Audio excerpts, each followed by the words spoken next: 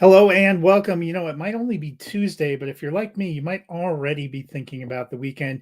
If you are, it's good that you've tuned in because I'm going to be looking at a new film that opens this Friday in theaters, the horror film In a Violent Nature. And as you can tell by this image, this is not for the faint of heart.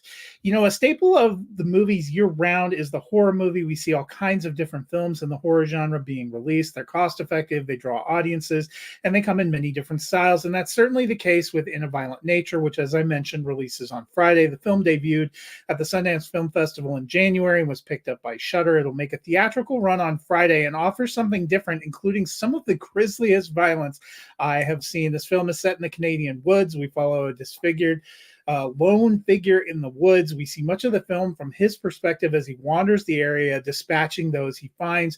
That soon includes a group of young people trying to enjoy a break from life in the woods. They're alone in that because I've seen one too many of these films to enjoy a quiet weekend in the middle of the woods. As our figure approaches, we hear them telling stories by the campfire. One of those stories is about Johnny, a young man who was brutally attacked and soon became a brutal hunter, dispatching scores of people in the area over the years, kind of a supernatural boogeyman. It's clear Johnny is the tortured figure we've been following on the woods. And guess what? He's ready to continue his mission. Over the course of the film, we see him hunt, we learn about his history and his motives, but really it's not about the hunt, it's about how it's going to end.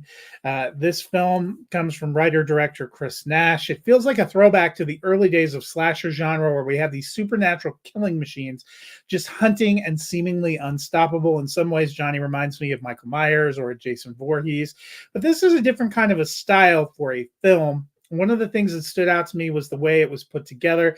By choice, it features no musical score. It also mostly follows Johnny seeing and embracing the world from his unique point of view and quite violent point of view.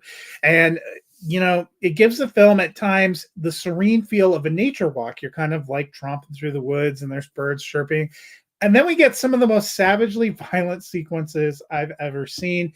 The violence here is striking. I cannot overstate that. There are some gruesome kills that hit even harder thanks to the rest of the way the film is constructed. It felt like something unique that will likely appeal to horror fans. That being said, it is exceedingly violent. I can't mention that enough. So if that is not something that works for you, this will not be your jam. Additionally, the ending, I thought it was creative and fascinating. Some might find it a letdown for those who are hoping for kind of a big climactic face-off.